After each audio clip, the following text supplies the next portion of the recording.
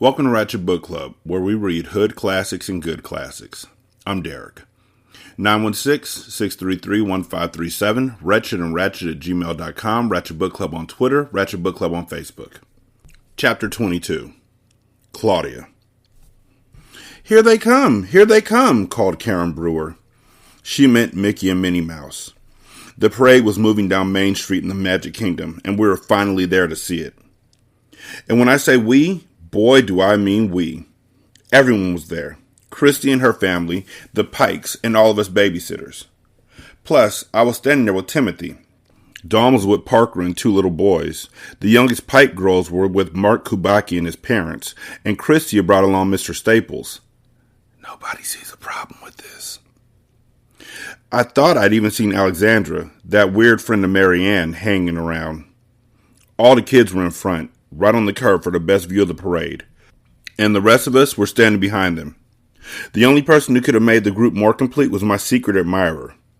Since we had been at Disneyland, he had left a stuffed animal at the door to our room, and sent me some barrettes and a note saying I was, quote, as beautiful as ever. But he hadn't shown his face. I couldn't dwell on him, though. Not when I was holding Timothy's hand and feeling grown up. Some parade, huh? Timothy said to me. I'll say, I agreed. A gigantic upside-down birthday cake with a candle stuck in the bottom or the top went by, and Claire, Margot, Karen, and Andrew burst into giggles. A jolly, laughing Winnie the Pooh went by and waved to Mark Kubaki. It was Mark's turn to giggle. What a great sight. So why did Stacy suddenly look like she was about to cry? Her face crumpled up, just for a second. Then she made an effort to control herself. What was going on? I'd have to ask her about that later. Alice in Wonderland skipped down the street, and I watched her blow a kiss to Karen Brewer. Hey, Tim! Someone called from behind me. Karen pretended to catch the kiss and blow it back. Tim! The voice called more insistently. Timothy! I turned around. Did the person the voice belonged to mean my Timothy? I nudged him. I think someone's calling you, I said. Timothy had turned bright red. Nah, was all he said. But at that moment, a hand clamped down on his shoulder. Timothy! Hey, little brother, are you in outer space? It was that weird girl, Alexandra Carmody. Little brother? You're Timothy's sister? I asked the girl. Unfortunately. Well, that makes sense. That explains how he's able to buy her all this stuff. His family's rich. I mean, they're all rich, but his family is like performer rich, like richy rich. So, okay, that all plays out. How come you didn't tell me you had a sister? I exclaimed, turning to Timothy. Timothy opened his mouth, but before any words escaped, Alexandra said, There's probably a lot you don't know about Timothy. I couldn't help it. I took the bait. Like what? I asked. Like who our parents are, said the girl. Oh, yeah, well, I guess they'd be Viv and Vernon Carmody, I said slowly. Marianne had told me everything about Alex, but neither of us had realized that Alex's brother was Timothy. The girl raised her eyebrows. So you talked to her already, Timothy? Good for you. And see, she still likes you. Alexandra looked at me. I told Tim he'd have to confess about the secret admirer stuff before the trip ended. It was only fair, she added. You're Timothy's sister? Exclaimed another voice. Marianne was at my elbow. My head was spinning. The parade was marching by and we were all missing it. Well, I tried to tell you, Alexandra said indignantly to Marianne, but you wouldn't let me. I looked from Marianne to Alexandra to Timothy with my mouth open. Timothy just kept staring at the ground. You mean you were going to tell me the truth? Marianne said to Alexandra. Yes. Marianne paused. Then, why do you lie so much? She asked. To get attention, Alexandra replied matter-of-factly, and to make life a little more interesting. For the same reasons Tim spies on people and hides in coiled up ropes and stuff. That's convenient. Just like that, we knocked out the stowaway and we knocked out the secret admirer in one fell swoop.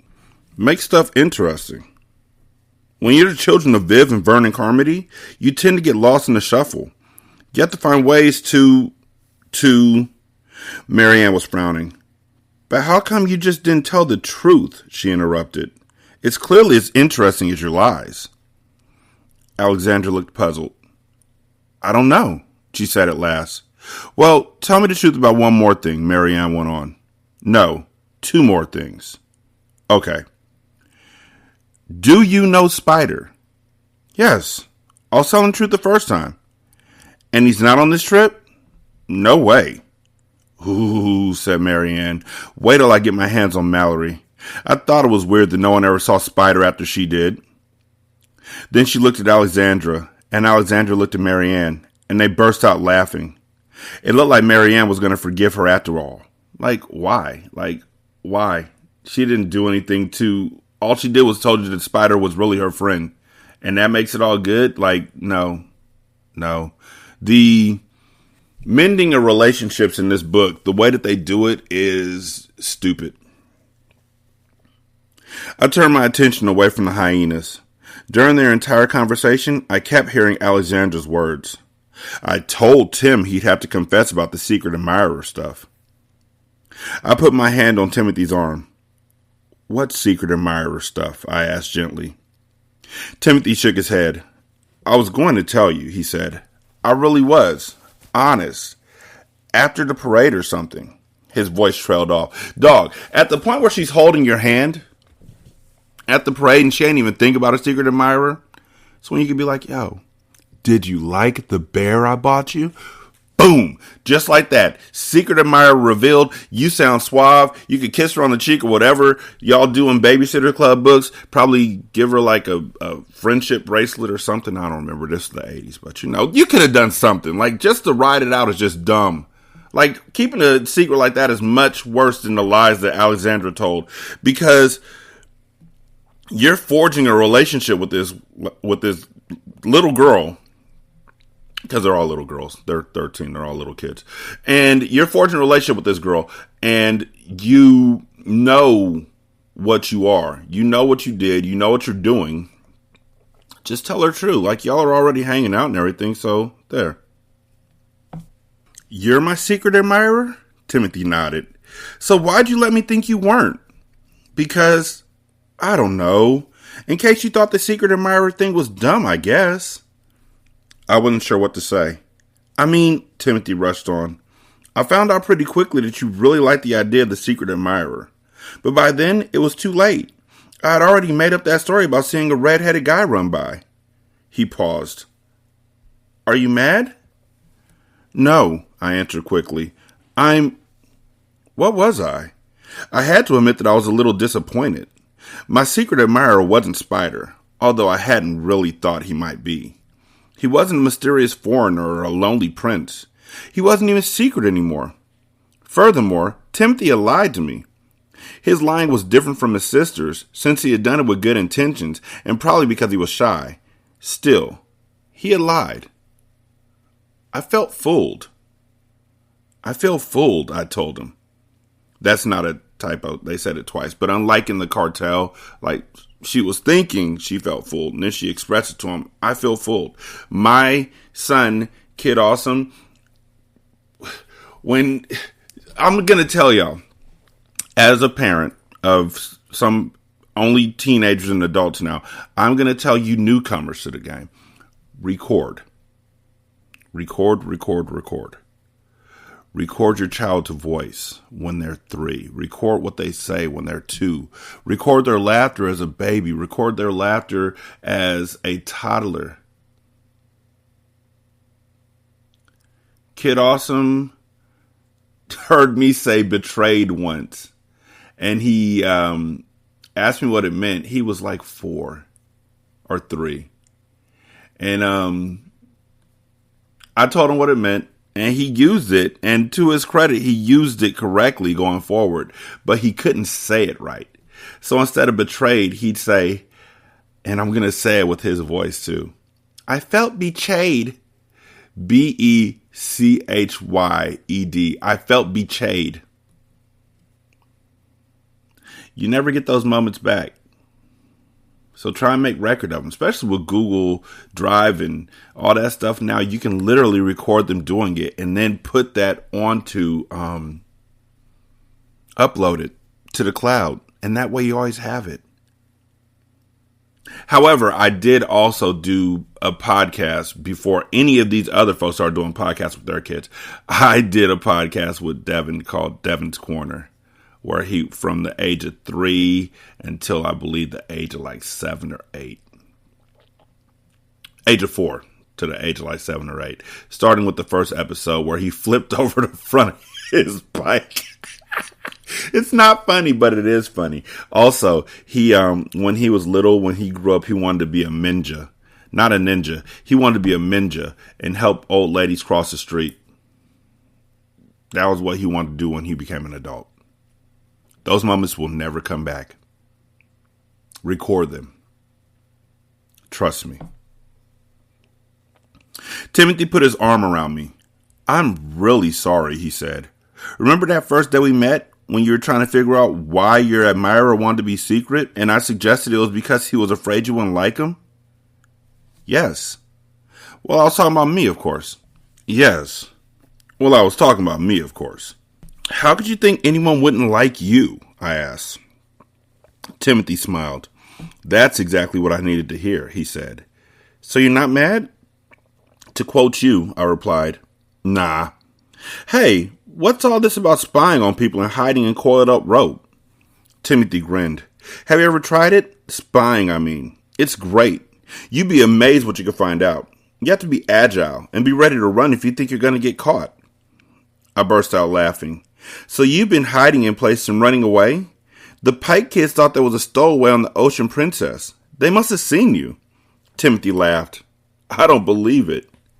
Oh no, I said. Guess what? We just missed the whole parade. The last float was disappearing down the street. The people around us were walking away.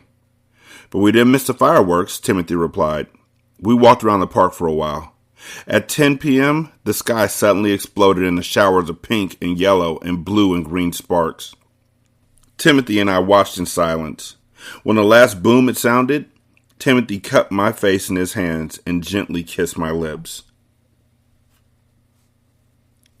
Christy called a late meeting of the Babysitters Club that night.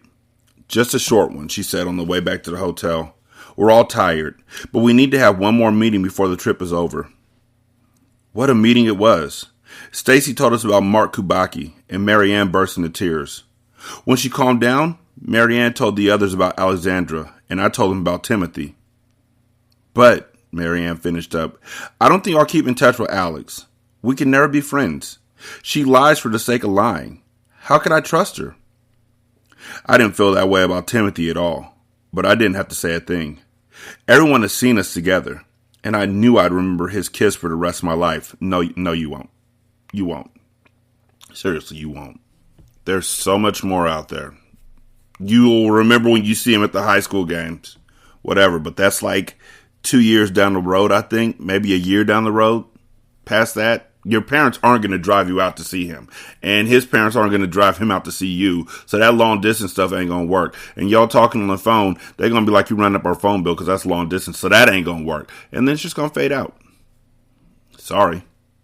But his parents are rich. So maybe you should keep in touch with them because you never know. You are kind of keen of getting the secret admirer gift. So he's rich. So, I mean, you found a good one at a young age. You should stick around. The only thing that could have made that moment better was a photo. A picture of us that I could look at whenever. Wait a sec. You guys, I cried. I've got it. I've got it. What? Shrieked my friends. I know what to give the Brewers and the Pikes. What? They shrieked again. We'll put together albums full of photos of the trip and of their kids. We've all been taking pictures. I bet we've got tons of great shots. We can organize the albums to show everything from boarding the Ocean Princess to our last day here at Disney World. And then we can write about the trip. A sort of diary to go with the pictures. Everyone began exclaiming things like, fantastic and super idea. And Christy said, now that's meaningful. Then we started trying to remember just what pictures we had taken. The list was long and good. Karen Brewer with her manicure, the boys looking for treasure, Stacy thought she had gotten one of Claire and Margot with Mark Kubaki. Okay, said Christy. So what we do when we get home is have our film developed right away and buy 2 nice albums and some notebooks to write in. We could pay for everything with money from the club treasury.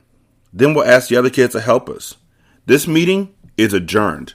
For those of y'all who don't know, when you take pictures with your phone or whatever, digital camera, whatever, if you go to Google Photos and upload your pictures to Google Photos, you could take those pictures and make them into a photo album. And then you can, give them to people. It's pretty dope. I did it for my friend Ricky and Sherelle, my friends Ricky and Sherelle, as a gift for their wedding. Still pretty proud of that. Chapter 23, Christy. Our trip is over. I can't believe it. We got up early this morning, packed, ate a very fast breakfast in the coffee shop, and then everyone who was on the trip waited outside the hotel. It was a sea of people and luggage. Buses started arriving. Most of us were going to the Orlando airport to catch flights home. What a mob scene. The airport was even worse because we all wanted to say our goodbyes. Of course, my family and friends in the Pikes were flying home on the same plane.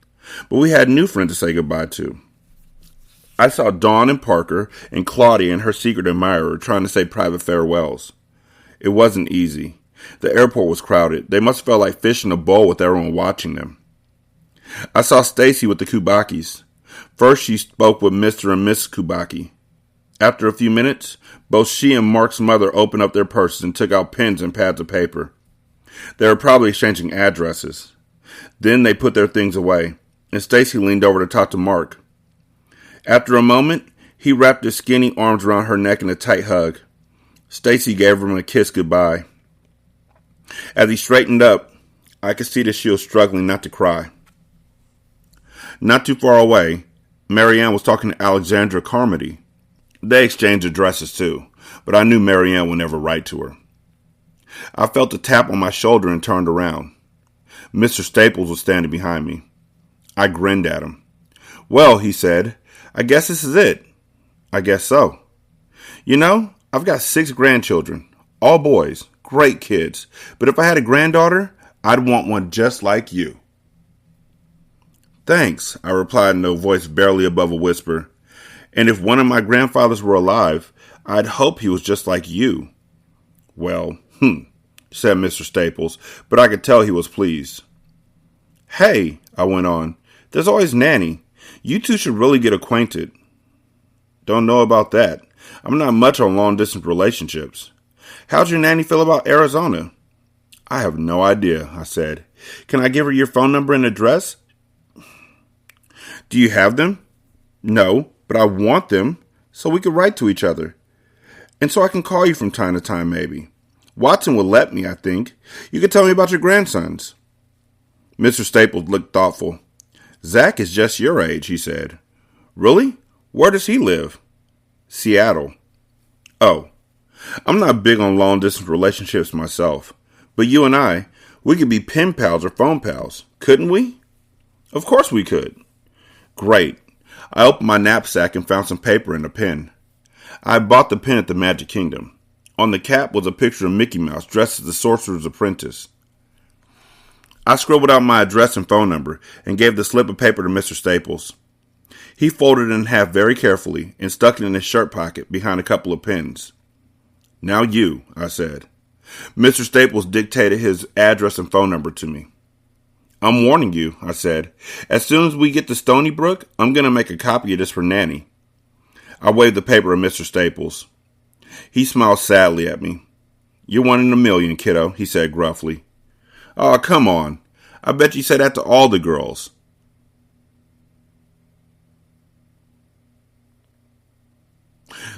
That moment of silence is because this whole look.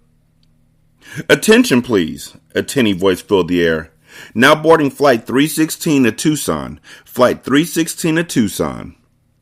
I probably called that Tucson when I was little. Well, that's me, said Mr. Staples. Suddenly I didn't know what to say. I don't think Mr. Staples did either. At last, he just held his arms out. I gave him a big hug around his waist. Afterwards, Mr. Staples had to blow his nose 3 times before he could pick up his suitcase. When he was ready, he waved to me. I waved back. Then he walked away. I looked down at the paper with his address on it. A tear dripped off the end of my nose and landed on the paper. It splotched up the ink. "What a dope you are," I scolded myself. I blotted the tear away.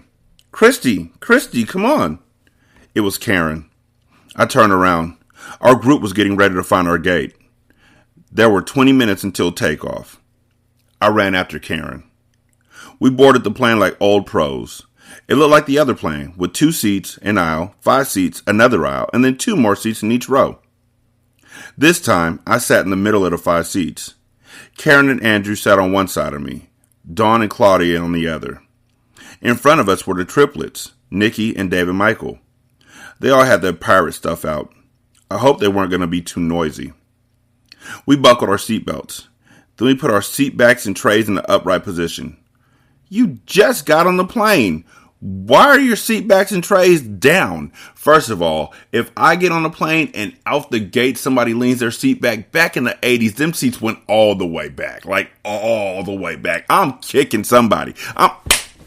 Move. Sorry. The plane began taxiing down the runway. "Lift off," I heard David Michael cry as we nosed into the air. Across the aisle, Margot Pike reached for her barf bag and threw up. "Gross out," shrieked the triplets. "Oh, disgust," added Nikki. "Margot barfs at anything." "Comet, it makes your mouth turn green," sang Jordan. "Comet," the other boys joined in.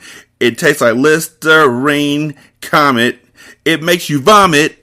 5 heads turned towards poor Margot. "So get some Comet and vomit today." "You guys," said Mary Ann as she handed a Kleenex to Margot. "Can it?" "Can it what?" I heard Byron whisper to Adam. Luckily, Mary Ann didn't hear him. "Christy," said Karen, "is Margot sick again?" "Yes." "Can I go watch?" "Karen, of course not." I was getting a headache. In front of me, the boys calmed down. Dawn and Claudia and I tried to think of great pictures we had taken that we could include in the photo albums. After a while, I realized the 5 boys were awfully quiet. Too quiet. I tried to peek between the seats to see what they were up to. They were all peering at a little crumply piece of paper that Byron was holding.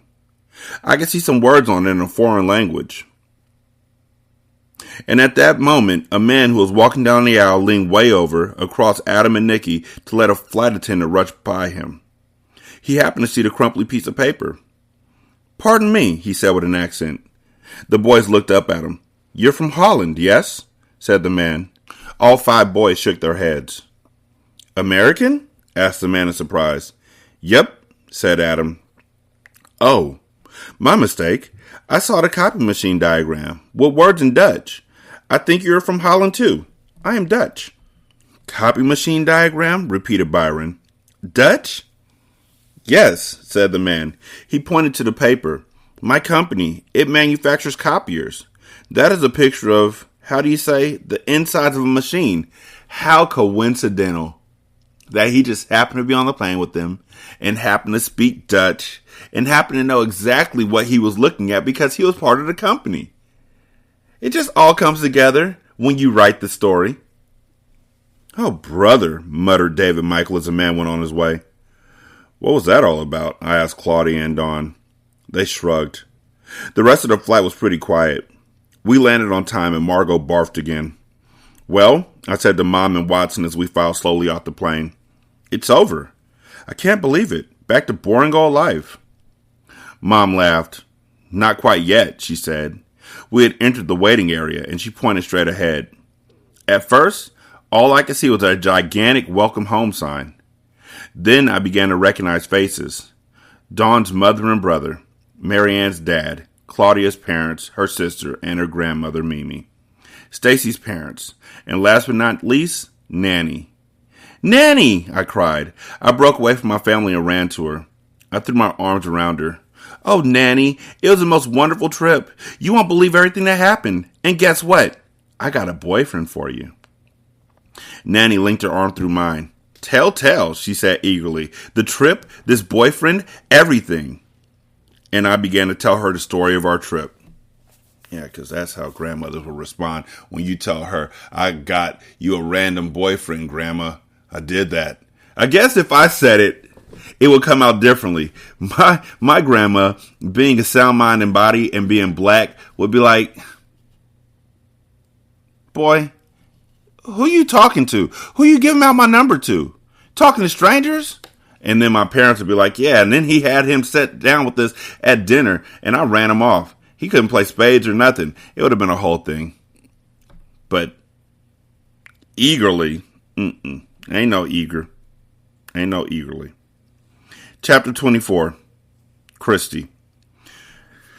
2 months after our trip was over, Stacy received this card in the mail. Saturday. Dear Stacy, it's been a long time since we said goodbye at the airport. I hope you haven't been too worried. We wanted to wait until we had definite news before we wrote to you. Mark's surgery was difficult. He was very brave, but he kept suffering infections after the operation. The doctors had warned us about that. Still, Mr. Kubaki and I weren't prepared for how frightening it will be. Happily, Mark was allowed to come home a week ago. His recovery is expected to be slow but steady and complete. By this time next year, he should be a normal, active boy. He wants a bicycle for his birthday. Please drop us a line when you have the time. All the best, the Kubakis. P.S. Mark wants to write something here. Hi, I'm home. No more wheelchair. A bike isn't the only thing I want for my birthday. I want a skateboard too, and I want a backpack to go camping. I want to see you. Maybe we can visit Connecticut. I love you. Love, Mark Kubaki. And that is the end of our trip. The very end. Stacy insisted it wasn't over until we knew how Mark's operation turned out. So now we know. Successful and happy and wonderful.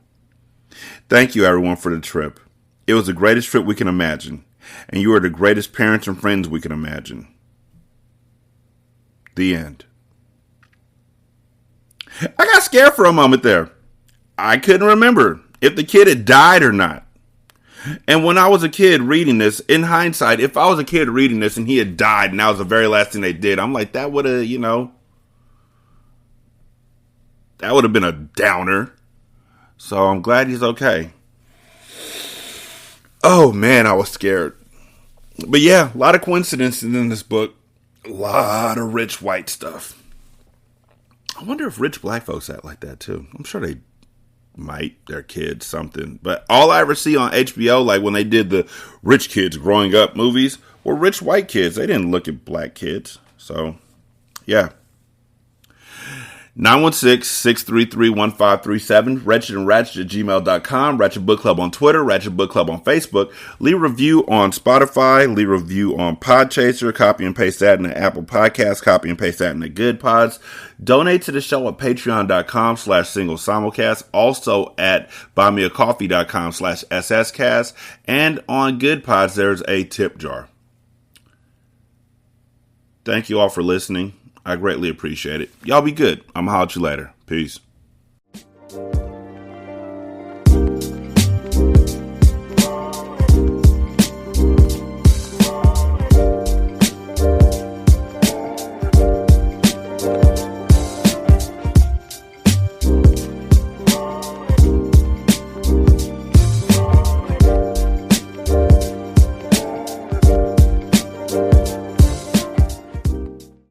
The intro and outro to Ratchet Book Club is by That Kid Garan, and it's called Goodbyes.